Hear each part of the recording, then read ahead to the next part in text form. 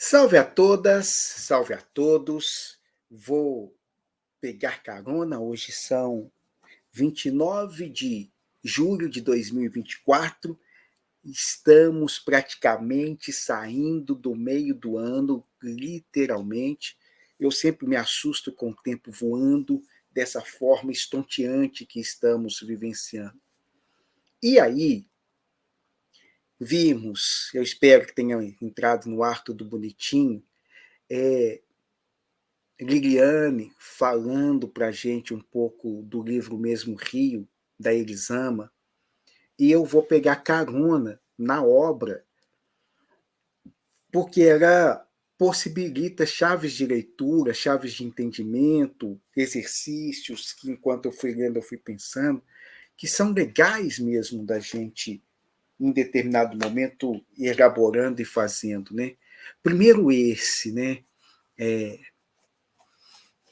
Essa historicidade, a filosofia clínica, uma proposta terapêutica, mais do que uma proposta, é um fazer terapêutico constituído, sistematizado por Lúcio Pachter, um filósofo brasileiro aqui no sul do país, que sistematiza a filosofia clínica baseando-se nesses 2.500 anos da filosofia, mas num entendimento que eu gosto de chamar meio ao avesso, sabe? Um retorno a uma proposta filosófica que foi sendo abandonada ao longo dos séculos. Uma proposta filosófica que faz um diálogo com a filosofia existencial, prática, o viver, aquilo não ser apenas um instrumento das ideias, mas ser algo no qual eu me ocupo e vivencio. A filosofia não é um saber apenas teorético, ela é, sobretudo, um modo de viver, como esse outro grande pensador, Hadot, vai nos trazer e compartilhar também.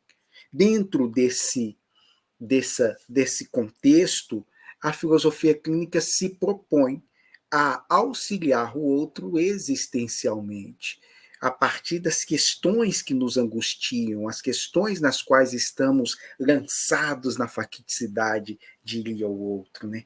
Essas questões que adentram e aderem à nossa pele, aderem ao nosso corpo, aderem ao nosso sentir, aderem ao nosso existir, e que racionalmente, emocionalmente, exclusivamente e subjetivamente, eu às vezes não encontro resposta. Eu preciso buscar junto ao outro tentativas de soluções, tentativas e alternativas. A filosofia clínica é uma das muitas propostas que se abre para tentar compreender um pouco disso, e tenta compreender isso numa perspectiva deste outro. Fazemos e aprendemos a fazer um movimento que chamamos de recíproca de inversão, que é meio que largar e abandonar parte dos nossos prejuízos para tentar alcançar e aproximar desse mundo do outro. Como é que esse outro vê o mundo? Embora estejamos todos situados aqui nesse 2024, nesse 29 de julho de 2024, ou futuramente nesse agosto de 2024, ou para vocês que verão ainda lá em 2025 e 2026, enfim, essas temporalidades, embora situados nesse tempo, embora às vezes situados nesse mesmo ambiente, às vezes situados nesse mesmo contexto, nesse mesmo lugar, temos apreensões e representações de mundo muito diversas. Isso era menos significativo, momentos, não vou nem chamar de décadas atrás, mas eu vou chamar anos atrás, mas isso vai se constituindo cada vez um elemento mais perturbador à medida que as bolhas vão se constituindo e a pessoa do nosso lado está falando de um universo e de um contexto que você olha para todos os cantos tentando buscar uma referência que te auxilie a compreender e você não encontra. Estamos perdendo essas marcações e esses marcadores da facticidade mesmo. Aqui quem fala é um homem negro, pá, com tantos anos de idade, 23 anos de idade, essas coisas todas assim. Vamos perdendo essas facilidades. As pessoas cada vez mais não é só estamos anulando o fato evidente, o óbvio. Quando a gente entra nas questões partidárias, isso fica estampado. Mas eu não vou entrar por esse recorte nem por esse viés, é só porque isso de fato me apaixona, é uma das coisas que eu fico tentando compreender cada vez mais, é que realidades são essas, ou que realidade é essa que eu estou vivenciando, que eu estou vendo, que quem está ao meu lado está observando. E temos coisas assustadoras, né? Estamos aí vendo. E, retornando à ideia do livro, que vou trazer numa perspectiva e numa leitura mais agora dessa ótica da filosofia clínica, e a ótica da filosofia clínica que é enriquecedora, porque a autora Elisama, que tem assim esse viés psicanalítico, ela tem a experiência de consultório e tem a verve literária para amalgamar esses enredos e essas histórias e formar para nós um belo livro. Um belo livro que surge e que trabalha 5 personagens. O pai, a mãe e 3 filhos. Tem alguns personagens paralelos, a esposa do filho mais velho, os maridos das outras 2 irmãs, basicamente esses, mas o cerne, o terror é esse núcleo familiar. Esse núcleo familiar constituído por essa mulher, uma mulher desejante, uma mulher que queria, uma mulher inteligente, uma mulher por vezes fascinante, mas uma mulher que é mulher. Olha para vocês verem a constituição dessa frase, a profundidade dessa definição. Uma mulher que é mulher. Eu vou explicar quando eu abaixo esse fogo. É o contexto no qual ela é mulher. Ela é mulher num contexto altamente patriarcal, ela é mulher num ambiente altamente racista. Ela é mulher que, então, abre mão de grande parte dos seus desejos, das suas expectativas, para se ver representada nesse homem no qual ela escolhe. E ele brilha mesmo, e ele conquista. E grande parte das conquistas desse homem poderia ser dela em outra sociedade, em, em, em outras chaves de leitura, em outro contexto. Tudo que esse homem acaba conseguindo de reconhecimento, de olhares que brilham, de portas que se abrem, poderia ser dela, caso ela não fosse mulher e não fosse mulher preta. Então, esse é o dilema inicial que marca essa família. E não é um dilema inicial no qual se verbaliza, no qual se tem a clareza que as gerações atuais conseguem pontuar com mais significado e com mais argumentos. Até então, não. Ela é mais uma mulher que abriu mão para vivenciar a maternidade. E aceita isso no primeiro, de muito bom tom, ela larga, engravida, então ela aponta a massa. O segundo já é um pouco mais foda, sim, tudo, mas está ok. A terceira, ela estava se posicionando para voltar, já tem 2 filhos, eles já estão crescidos, agora eu vou retornar para o mundo do trabalho, agora eu vou me permitir acessar as coisas nas quais eu me privei. Ela coloca como sendo privada. Eu me privei.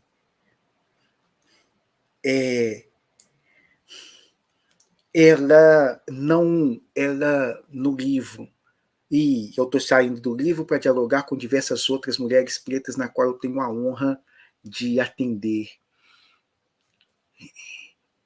A geração atual consegue ver a questão sistêmica que isso envolve. As outras menos. Não que elas não soubessem do racismo, não que elas não soubessem do machismo, sempre souberam. Mas sempre souberam nesse entendimento e nessa perspectiva da individualização. É com você. O problema é com você. E tem uma geração que está forjando, sendo forjada, e que está discutindo, e que está falando. Lili, acho que trouxe isso muito bem em muitos pontos da fala dela, que vai percebendo como que isso é sistemático, como que isso não é uma questão do indivíduo, é um contexto altamente excludente, altamente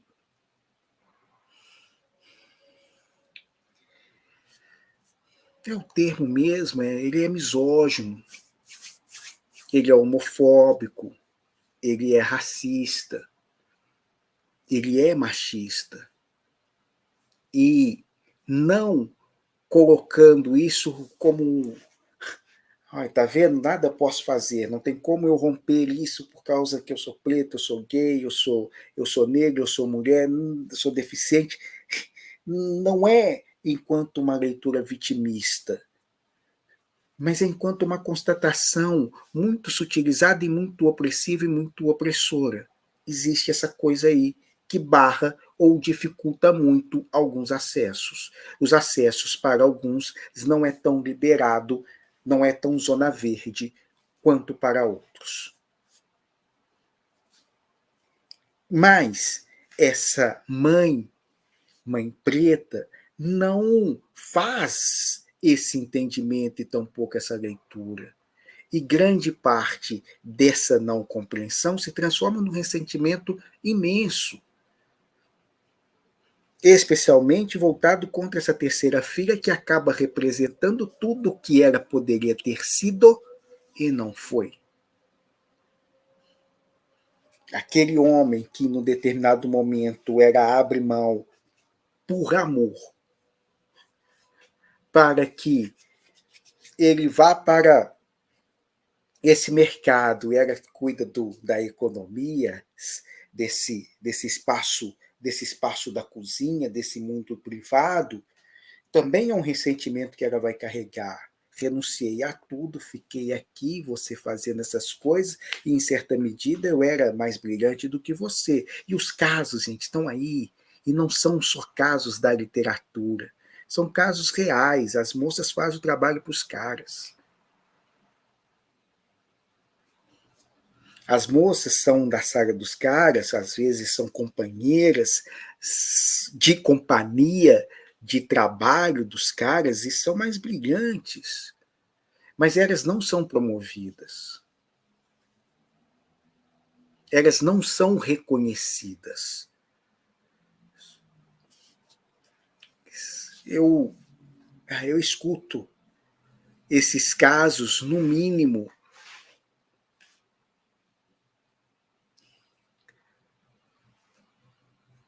umas 4 vezes na semana. E não cessam, não param. É constante, é habitué ainda.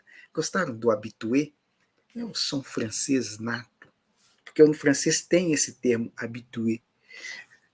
Parei de graça, volto, retomo, porque eu quero caminhar. Então, essa mulher. Aí tem esse homem alegre, divertido, descompromissado no primeiro momento, que se encanta com essa moça que ele se conhece concorrendo à mesma vaga de trabalho, e um se encanta mesmo pelo outro, e eles se relacionam. É lindo os dois, é muito bonito o relacionamento dos dois, e ele não é um machista, e ele não é um opressor, ele não é um racista, mas o sistema acabam colocando praticamente ele nessa função e nesse papel também. Ele vai se omitir, como a Lili colocou isso também, né? Ele vai se omitir muitas vezes da constituição, da regulação do que acontece dentro de casa, porque aquele se torna um ambiente no qual essa mulher reina, essa mulher manda, é aqui que ela está dando as ordens, é aqui que ela não quer que ninguém intrometa. Ela não estava buscando parceria naquele momento, por mais que, olha para você ver que loucura isso, né? Eu reformulo. Não é que ela não estava buscando parceria, é que a parceria que acaba sendo estabelecida é essa sistêmica, dessa forma opressiva. Você traz o sustento, eu comando dentro de casa. E a casa vai funcionar segundo o imaginário que vou possuir do que você chama de casa perfeita. Então, muitas mulheres acabam modelando a casa a partir dessa representação que ela tem do pai, do homem. Mais do pai do que do homem. Quando esse pai chega do trabalho, tem tudo que estar como. Essas representações vão sendo criadas, vão sendo construídas. Elas não são ditas. Não tem, na maioria dos lares, essa conversa. Como é que você gosta da casa? Os meninos podem brincar dentro de casa? Os meninos podem mudar alguns objetos de lugar? Os meninos podem sujar a parede? Muitas vezes essa conversa não tem. Mas tem as representações que a gente vai guardando de seu pai não gosta. Não faça isso, porque quando seu pai chegar,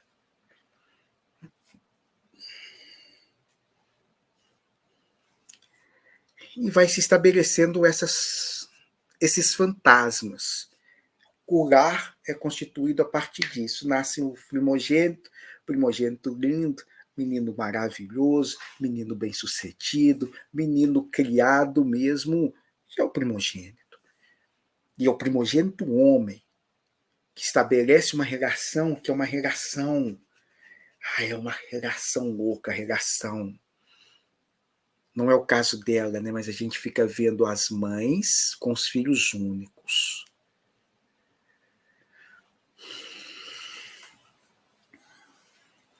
É tenso aí, é tenso, realmente demanda muito estudo dessa conexão que se estabelece entre os dois.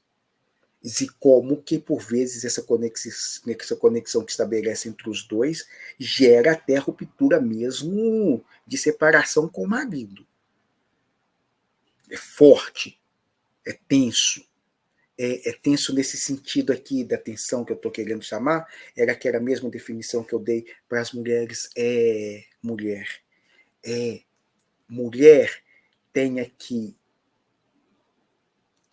1 tera de informações. Esse é tenso, tem 2 teras de informações. Mas nenhuma dessas informações são verbalizadas. Elas ficam no ar. Elas vão preenchendo o ambiente.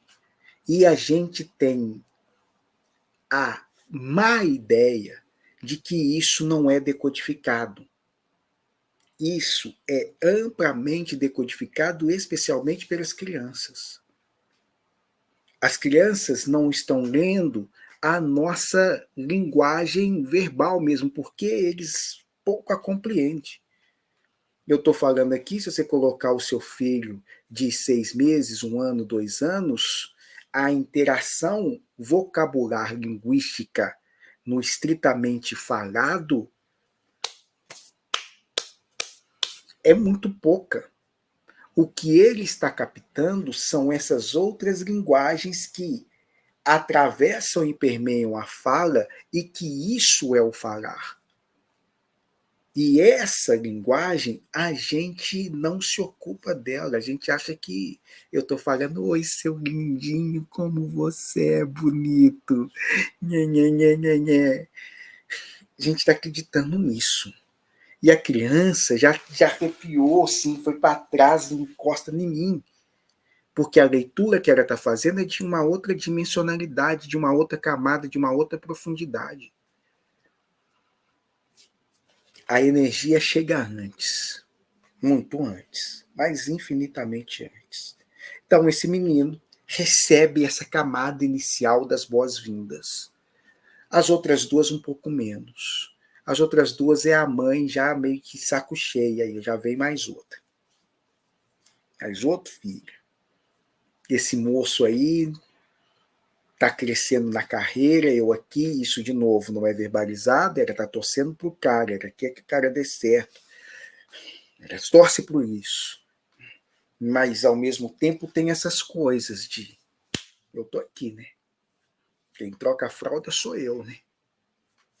Quem dá de mamar sou eu. Quem acorda de noite sou eu. Quem leva para a escola sou eu. Quem vê para casa sou eu. Quem sou eu? E esse sou eu muito solipsista mesmo, muito solitário mesmo. Eu não quero saber do que aconteceu. Eu cheguei em casa, não quero saber. Você ficou em casa, você não fez nada. Você talvez varreu o chão, lavou umas 2, 3 fraldinhas, agora é fralda descartável, vocês não fazem nada. Nada! Vocês ficam em casa à toa, é brincar de casinha, igual vocês sempre faziam. Tem coisa mais boba do que brincar de casinha? Agora a gente não, a gente está jogando futebol, a gente está subindo em árvore, a gente está brincando de lutinha, a gente está jogando bodoque em passarinhos. Olha para você ver como é um mundo diferente. Esse sim é o mundo do fazer. Ficar cozinhando, lavando, passando, vendo o menino fazer exercício, isso é nada. Nada, nada, nada, nada, nada. São essas representações ou essas visões que somos ensinados desde no mundo masculino, no mundo feminino, meninos brincam de boneca, homens jogam futebol, ou como essa grandiosa senadora nos ensinou, meninos vestem azul e meninas vestem rosa. Pronto, olha para você ver que explicação maravilhosa temos do mundo e que codificação fantástica a gente conseguiu. Está identificado, está demarcado, está tudo certo. Nasceu com pauzinho, é menino. Nasceu com pepeca, é menina. O mundo está feito, constituído, e vocês aí, sem entender as coisas. Eu não sei porque vocês complicam tanto o mundo. Não sei mesmo. Olha para você ver que facilidade.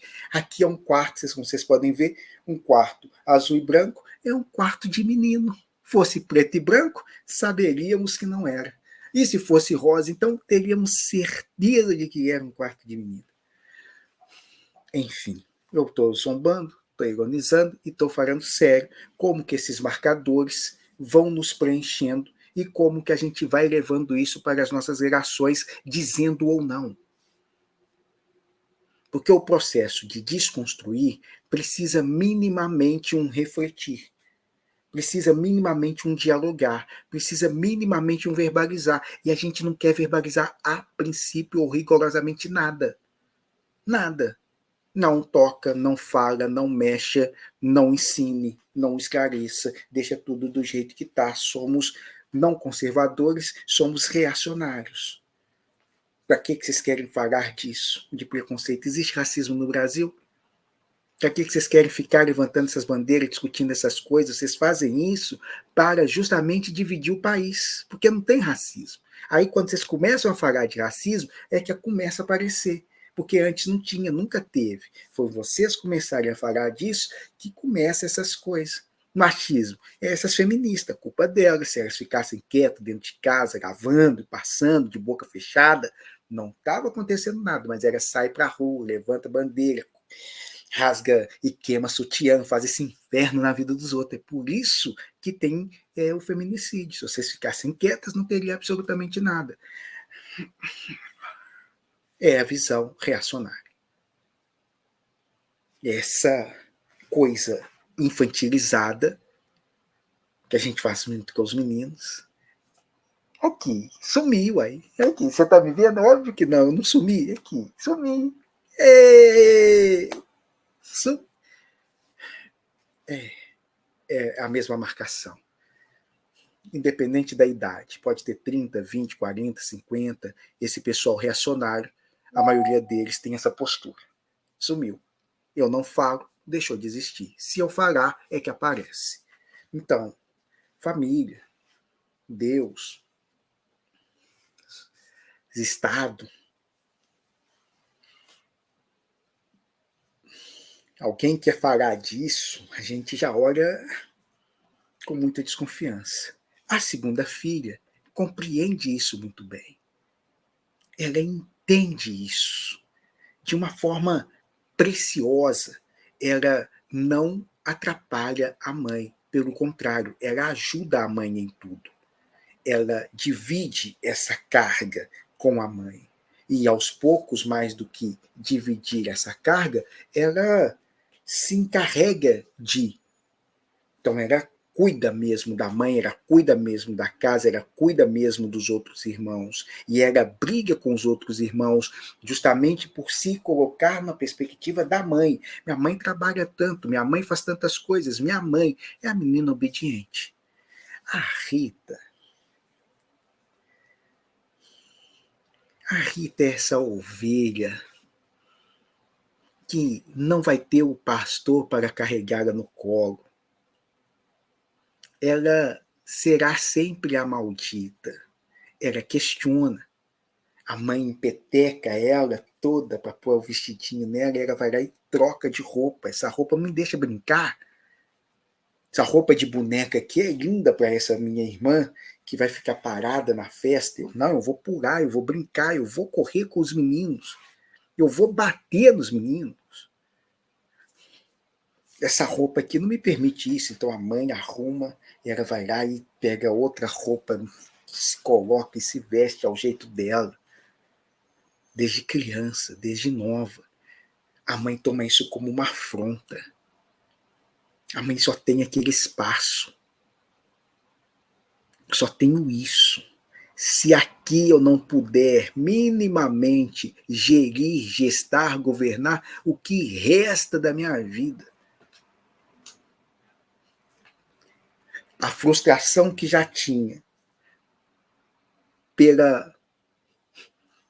por engravidar, quando ela estava preparando o retorno para o mercado de trabalho, e ainda recebe essa criatura que é desobediente, o inverso dos dois irmãos. Um é super paparicado, mimado, não precisa fazer nada. A outra já faz tudo sem que mande. Aí tem essa terceira que mesmo mandando não faz. Ela recebe toda a fúria, toda a angústia, todo o ressentimento. Todo esse não dito é transformado em forma de violência contra essa moça. Que agora nós estamos chamando ela de moça, mas ela foi criança. Então o sentimento de rejeição dela é imenso. Ela é a rejeitada. E a rejeição vai se transformando também em ressentimento pelos irmãos que nunca defendem. Pelo pai, que dá balinha, dá bombom, faz carinho, mas nunca impediu de ser agredida pela mãe, nem verbalmente e, sobretudo, fisicamente. Ela não podia, ela é uma criança, mas ele poderia. E ele nunca fez. Essa é a tônica do livro. E aí, dentro dessa tônica, são esses falando da mãe. Porque acontece essa coisa, a mãe morre, as pessoas morrem. E o processo da morte, a iminência da morte, destampona tudo isso.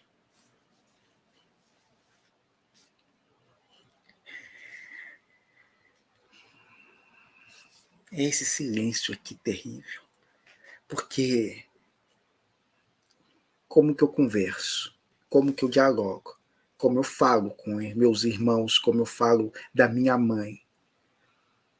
Esse papo, essa trama, esse dizer, ele não acontece.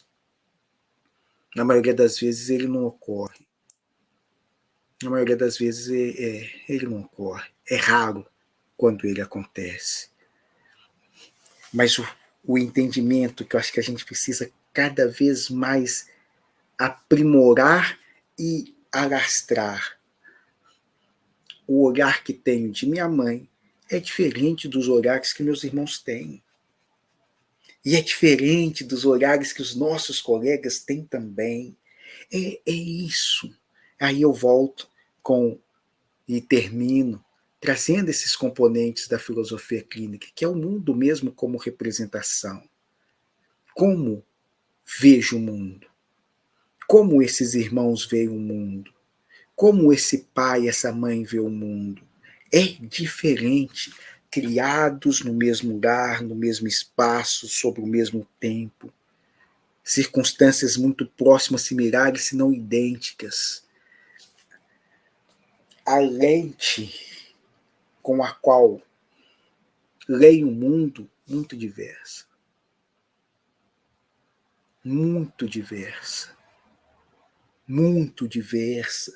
A expectativa que a mãe tem de um filho é muito diferente da que ela tem da outra filha.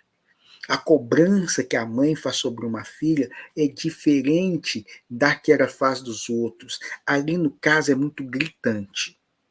Nem sempre é tão gritante e ruidoso assim.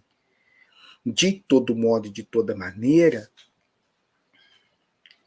as famílias, de modo geral, têm isso.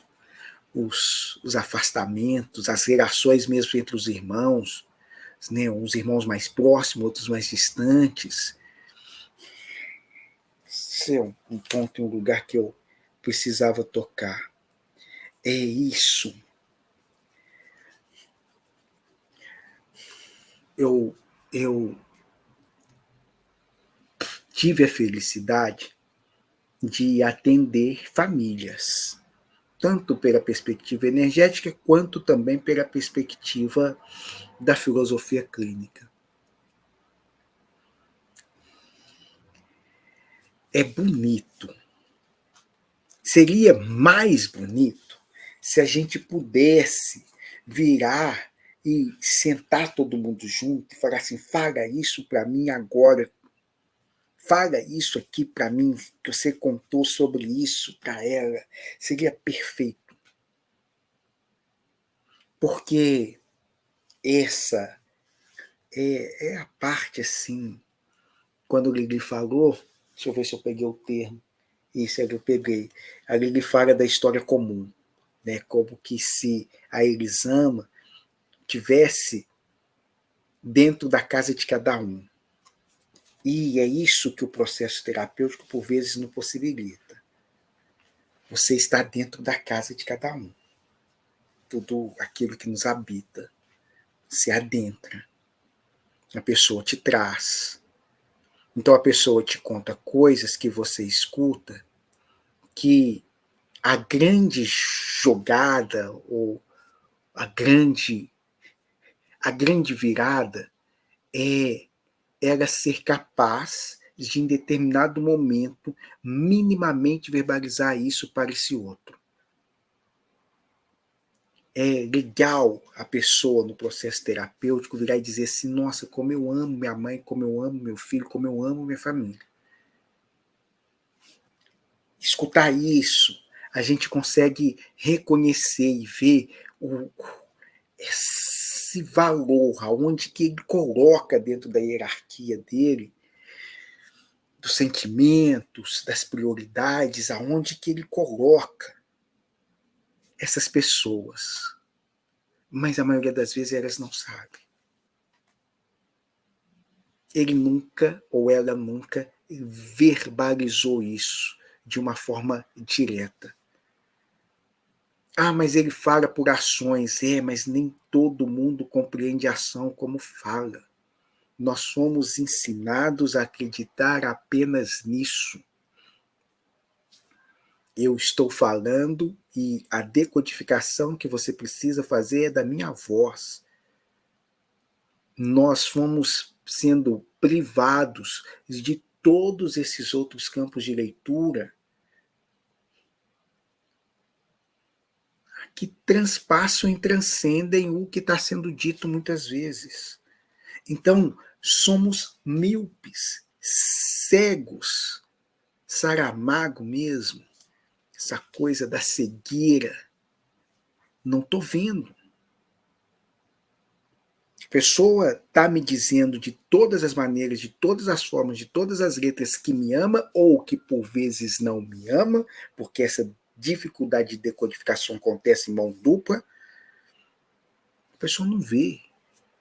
Aí tem um outro que espanca, que arrebenta, que cerceia, que abusa, mas fala, eu te amo. Você sabe que eu te amo. Você sabe que eu faço isso por amor. E a pessoa está lá junto, colada, abraçado.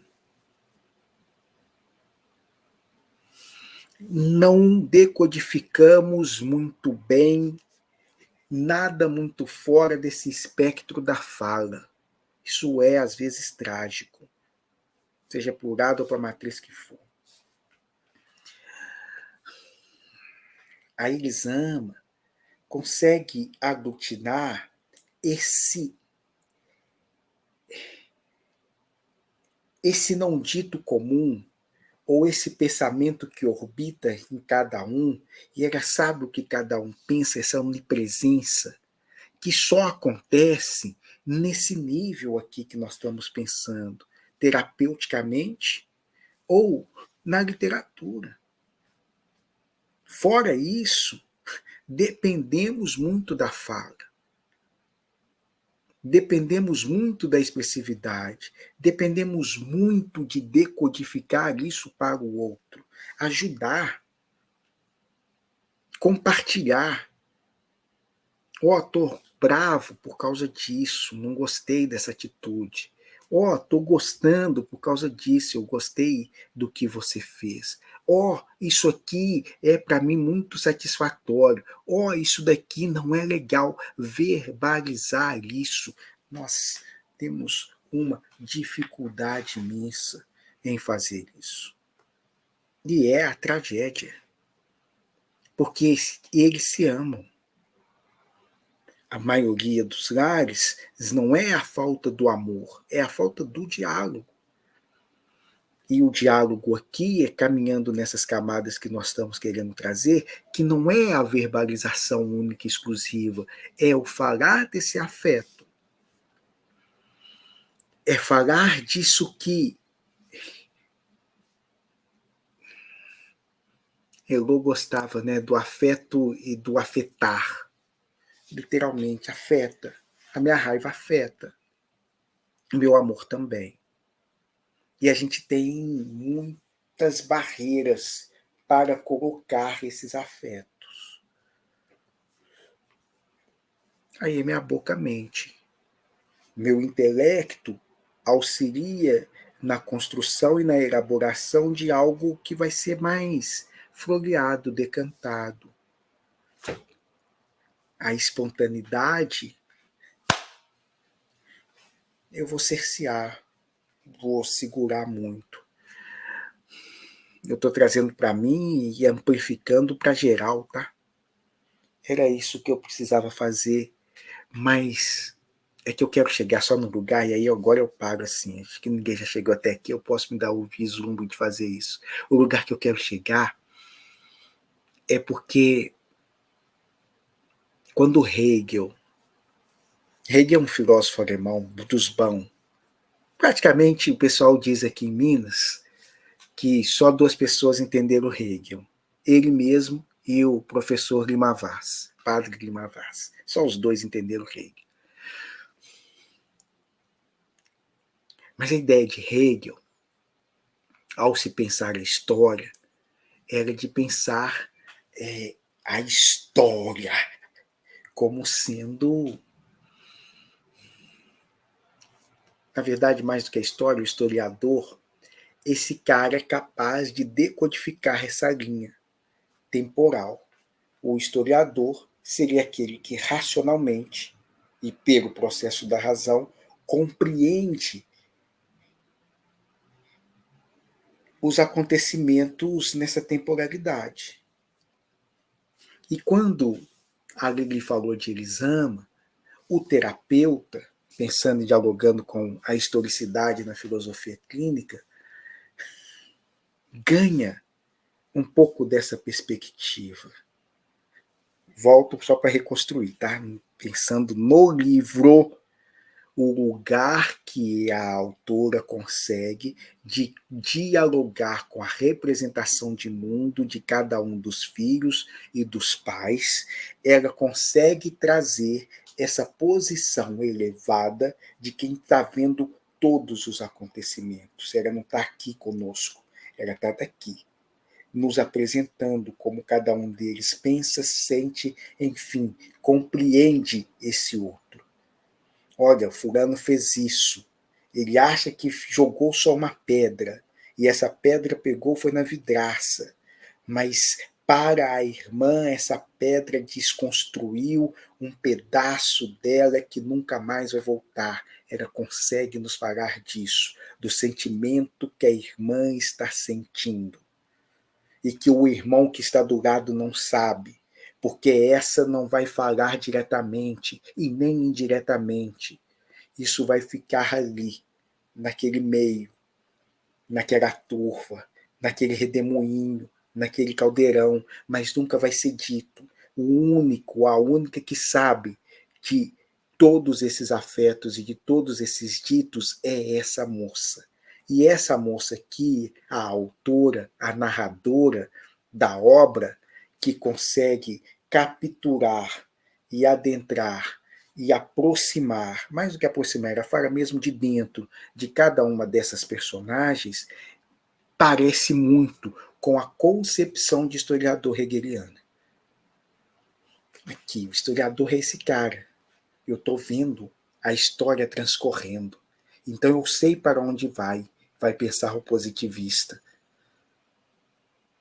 E aí, a gente chega aqui no século XXI, está todo mundo vendo, mas a história não é assim, a história é assim. Tem diversas sobreposições, tem diversas camadas, tem diversos níveis, tem afetos, tem outras tantas coisas. Então, daqui, por mais que eu pense que esse curso do rio está transcorrendo apenas nessa camada e nessa dimensão, tem camadas mais profundas que por vezes não chegam nem tocam. Terapeuticamente, essas representações. Então eu estou aqui, eu falei da mãe lá na outra, né? Porque ele lhe trouxe os embrólios com a questão mãe, e sim, numa camada é isso mesmo, a mãe é biológica, a minha progenitora. Mas nas outras camadas, mãe tem, nossa gente, tem tantas representações, e até mesmo nessa, mãe forma tantas composições, tantas variações que são intrigantes. Se chegar e tocar diretamente nisso, a mãe, o problema é a sua mãe, desconhecendo a representação que esse sujeito, essa moça traz de mãe, às vezes, na maioria das vezes, é desastroso. Muito desastroso. A sucessão temporal, as marcações de significado, os entendimentos mais elementares e os mais complexos ganham repaginações, reconfigurações que deixa a pessoa mais pirada do que necessariamente aprumada. Então, essa parte eu gostei muito, assim, do livro. E como era a Elisama tem esse diálogo com a comunicação não violenta, que por vezes se transforma numa violência comunicativa, né? Diversas mulheres já me contaram de parceiros que fizeram uso da comunicação não violenta de uma forma extremamente violenta,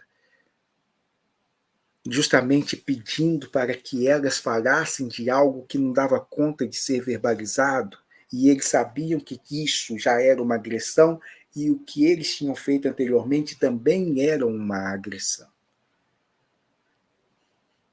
Então, essas doideiras e essas loucuras, deixa eu ver se eu consigo ilustrar. Eu não vou conseguir ilustrar porque eu sei muito pouco da comunicação não violenta, mas é a tentativa de se resolver e solucionar as coisas mediante o diálogo.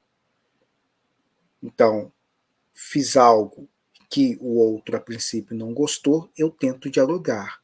Eu pisei no seu pé. Eu sei que pisar no seu pé dói, principalmente quando você fez a unha encravada. Você estava com a unha encravada, ou está com a unha encravada, e eu vou lá, piso no seu pé. Aí, eu faço esse pisão, desculpa. A pessoa vira e me empurra. Porra, que mulher violenta, velho. Olha que empurrão mais gratuito que eu recebi. Mas eu sou uma pessoa não violenta. Eu fiz comunicação não violenta. Eu quero dialogar com ela para que ela me explique por que ela me deu esse empurrão.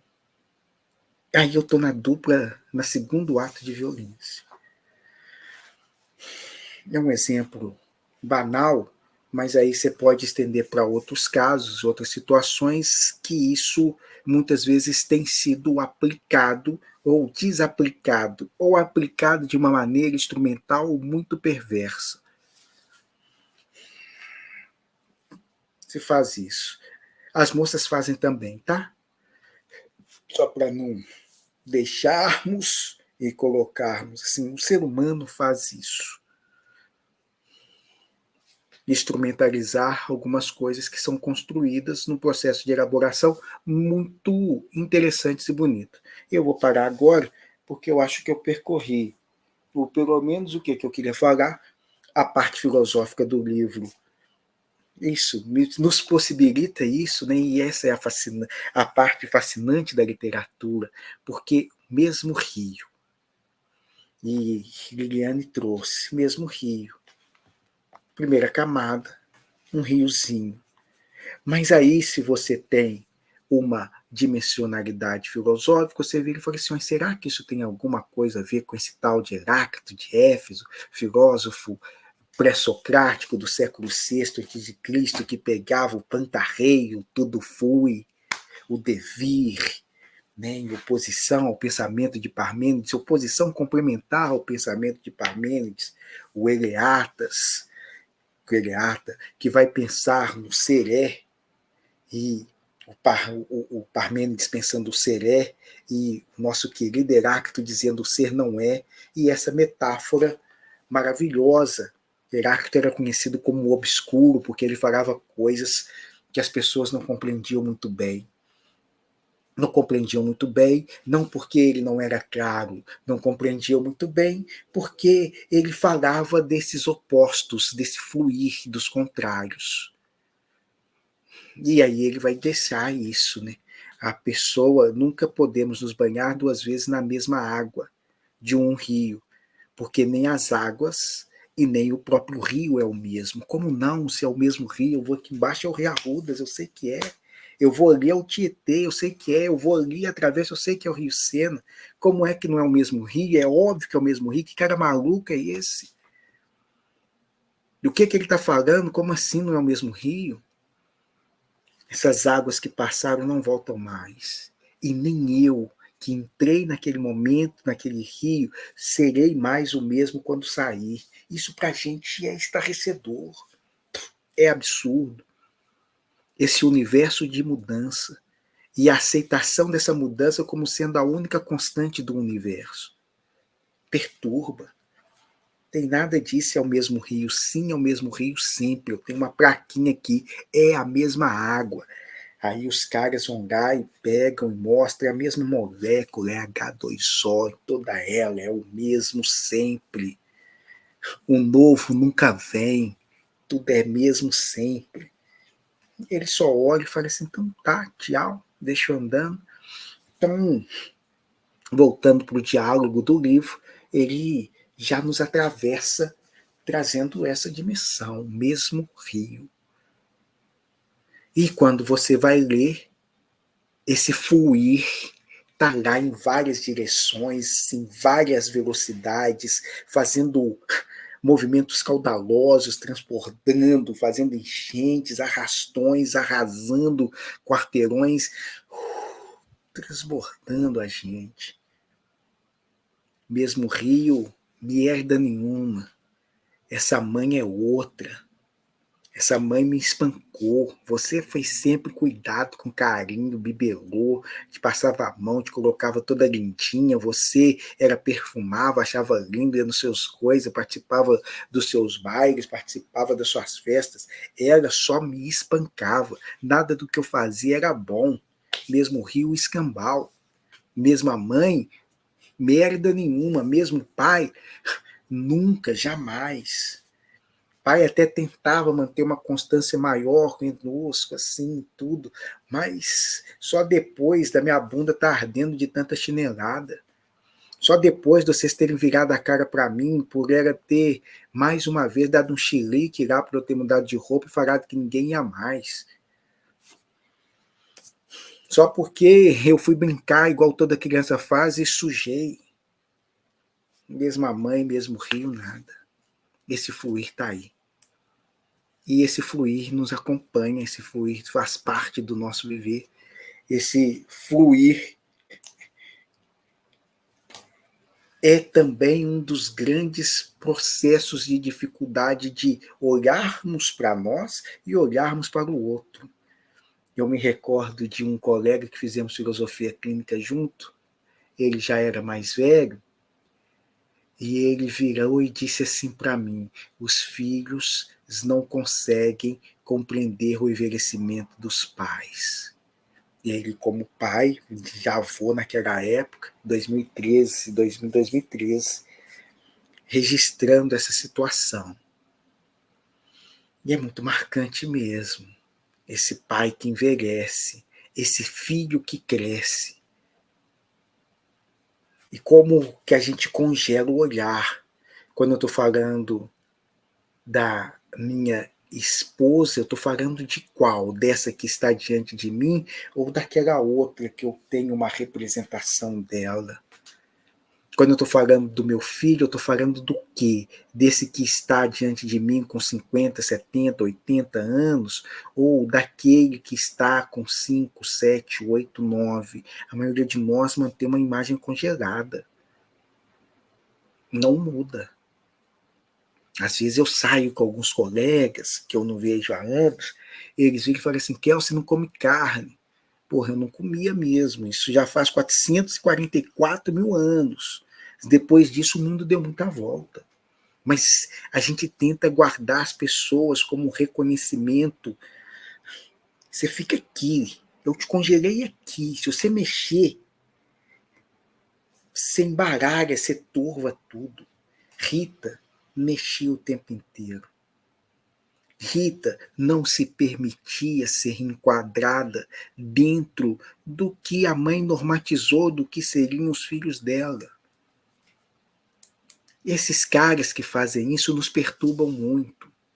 Eu preciso encontrar você aonde eu te deixei. Eu tenho que te encontrar aonde eu te coloquei. Eu deixei a minha esposa aqui. Então, se eu sair e voltar depois na hora do trabalho, eu preciso de encontrar ela aqui. Ela não pode estar ali desejando outras coisas, sonhando outras coisas, gostando de outras coisas.